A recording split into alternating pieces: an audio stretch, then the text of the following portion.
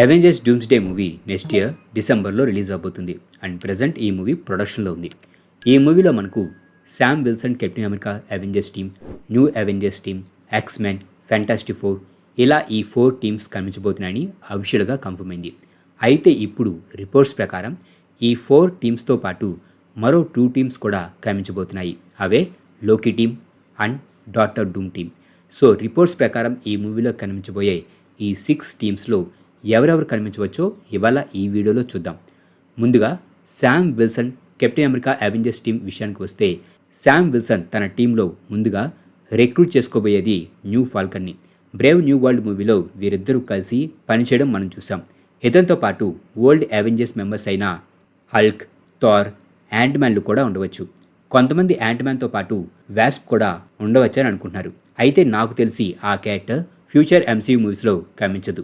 ఎందుకంటే ఆ క్యారెక్టర్లో నటించిన అవెంజలిన్ లిల్లీ లాస్ట్ ఇయర్ తన యాక్టింగ్ కెరీర్ నుంచి రిటైర్ అవుతున్నట్టు ప్రకటించింది.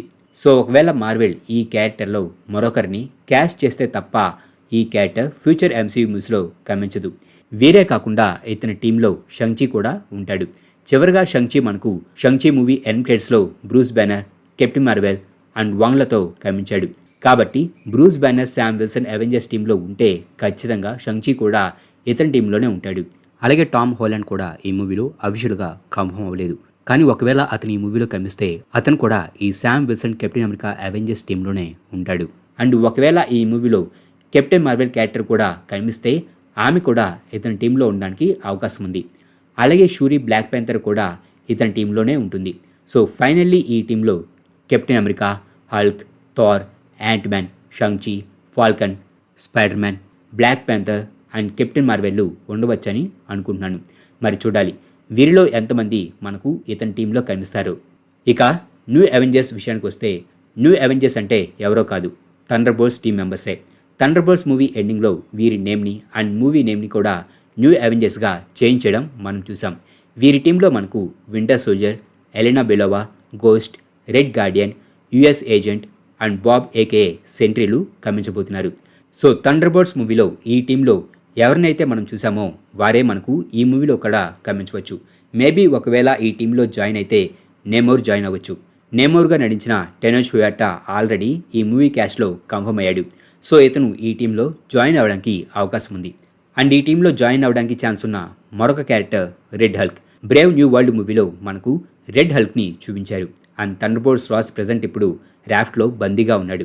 ఈ క్యారెక్టర్ ఈ మూవీ క్యాస్ట్లో ప్రస్తుతానికైతే కన్ఫర్మ్ అవ్వలేదు. మేబీ ఈ మూవీకి సంబంధించి రిలీజ్ అవబోయే క్యాస్ట్ అనౌన్స్మెంట్ పార్ట్ 2 వీడియోలో ఈ క్యారెక్టర్ కూడా ఉంటుందేమో చూద్దాం.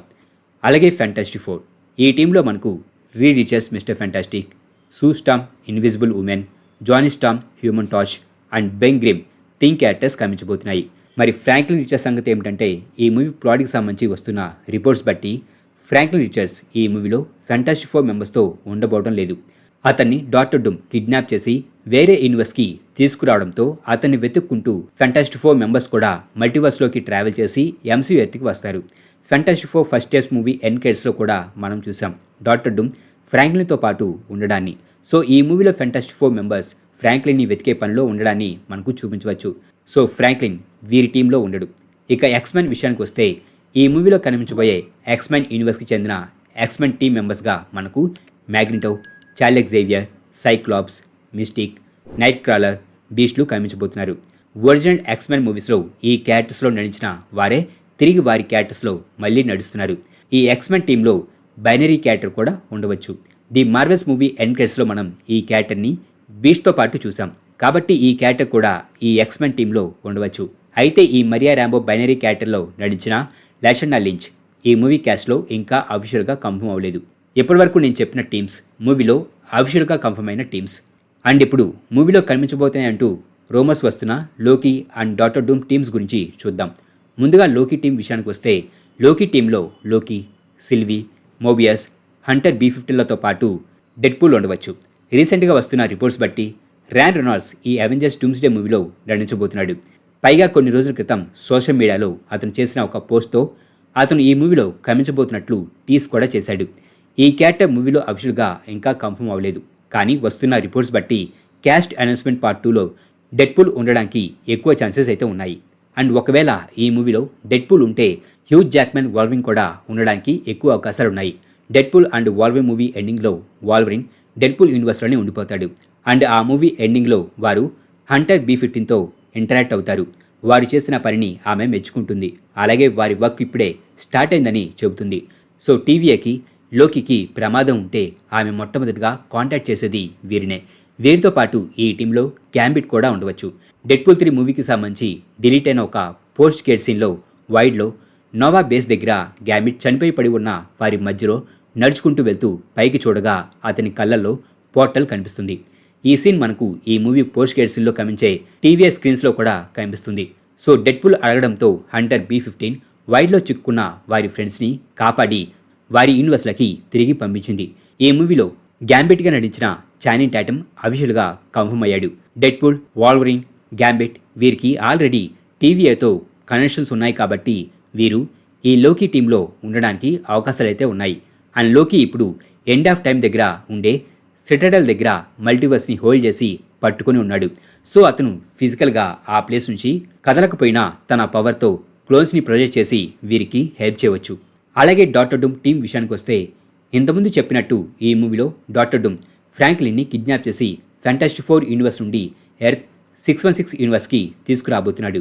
Fantastic 4 first stage movie end క్రెడిట్స్లో ఫ్రాంక్లిన్ డాక్టర్ డూమ్ ఫేస్ని కూడా చూస్తాడు. ఆ సీన్ చూస్తుంటే డాక్టర్ డూమ్ ఫ్రాంక్లిన్కి దగ్గర అవడానికి ప్రయత్నిస్తున్నాడని తెలుస్తుంది. సో డాక్టర్ డూమ్ ఫ్రాంక్లిన్ని కిడ్నాప్ చేసి కాదు, అతన్ని ఒప్పించి రాబోయే ప్రమాదాన్ని నువ్వు మాత్రమే ఆపగలవని చెప్పి తనతో పాటు అతన్ని తీసుకొని వెళ్ళి ఉండవచ్చు. కాబట్టి ఈ మూవీలో డాక్టర్ డూమ్కి ఫ్రాంక్లిన్ కూడా హెల్ప్ చేయవచ్చు. ఫ్రాంక్లిన్తో పాటు ఇతని టీంలో scarlet which, doctor strange and captain అమెరికాకి ఈవిల్ వర్షన్ అయిన కెప్టెన్ హైడ్రాలు ఉండవచ్చని అనుకుంటున్నాను.